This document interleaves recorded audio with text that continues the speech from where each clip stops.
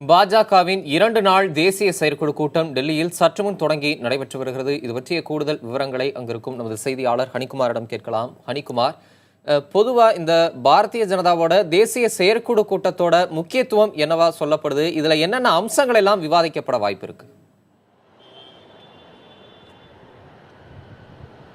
தமிழரசன், அதாவது பாரதிய ஜனதாவுடைய உட்கட்சி விதிகள் பைலாவின்படி ஆண்டுக்கு ஒரு முறை தேசிய செயற்குழு கூட்டத்தையும் தேசிய கவுன்சில் கூட்டத்தையும் கூட்டுவது வழக்கமாக இருக்கிறது. அதன் அடிப்படையில் தான் இன்றைக்கு இந்த 2 நாள் தேசிய செயற்குழு கூட்டமானது சற்று முன்னர் தொடங்கி நடைபெற்று வருகிறது.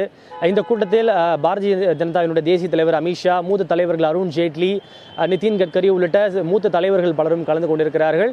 அதே போல பாரதிய ஜனதா ஆளக்கூடிய மாநில தலைவர்களும் கலந்து கொண்டிருக்கிறார்கள். தேசிய செயற்குழு உறுப்பினர்கள், முன்னாள் தலைவர்கள், இந்நாள் மாநில தலைவர்கள் உள்ளிட்ட 350க்கும் மேற்பட்டோர் இந்த கூட்டத்திலே கலந்து கொண்டிருக்கிறார்கள். குறிப்பாக 5 மாநில சட்டசபை தேர்தல் நடைபெறக்கூடிய இந்த சூழலில் இந்த கூட்டம் நடைபெறுவது மிக முக்கியத்துவம் வாய்ந்த ஒரு கூட்டமாக பார்க்கப்படுகிறது. தற்போது மாநில தலைவர்களுடனான கூட்டம் தொடங்கி நடைபெற்று வருகிறது. மாலை 5 மணிக்கு அதிகாரப்பூர்வமாக தேசிய செயற்குழு உறுப்பினர்களுடனான கூட்டம் நடைபெறும் என்று தெரிவிக்கப்பட்டிருக்கிறது. குறிப்பாக மாநில தலைவர்களுடைய இந்த ஓராண்டுக்கான செயல்பாடுகள், அதே போல அரசியல் சூழ்நிலை, மாநிலத்தில் இருக்கக்கூடிய அரசியல் சூழ்நிலை உள்ளிட்ட பல்வேறு விஷயங்கள் குறித்து விவாதிக்கப்படுகிறது. அதே போல இந்த 2 நாள் கூட்டத்தில் இன்றைக்கு மாலை அமித்ஷா உரையாற்றுவார் கட்சி நிர்வாகிகளிடம் என்று தெரிவிக்கப்பட்டிருக்கிறது.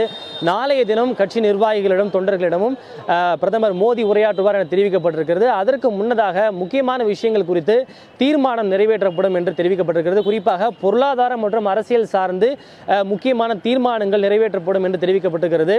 குறிப்பாக இந்த பண மதிப்பிழப்பு விவகாரம் தொடர்பாக, அரசினுடைய செயல்பாடு ஆகியவை தொடர்பாக அரசை பாராட்டி தீர்மானம் நிறைவேற்றப்படும். அதே போல மோடி தலைமையில் நடைபெற்ற சர்ஜிக்கல் ஸ்ட்ரைக் தொடர்பாகவும் முக்கியமான தீர்மானங்கள் அரசை பாராட்டி இடம்பெறும் என்றும் தெரிவிக்கப்பட்டிருக்கிறது.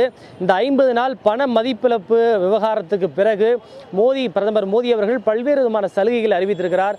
குறிப்பாக கர்ப்பிணி பெண்களுக்கு 6000 ரூபாய் உதவித்தொகை, வீட்டு கடன்களுக்கான மானிய தொகை குறைப்பு, அதே போல சீனியர் சிட்டிசன்ஸுக்காக வங்கி வைப்புக்கான வட்டி தொகை உயர்வு உள்ளிட்ட பல்வேறு சலுகைகள் அறிவிக்கப்பட்டிருக்கிறது. அது தொடர்பாகவும் அரசை பாராட்டி தீர்மானம் நிறைவேற்றப்படும் என தெரிவிக்கப்பட்டிருக்கிறது.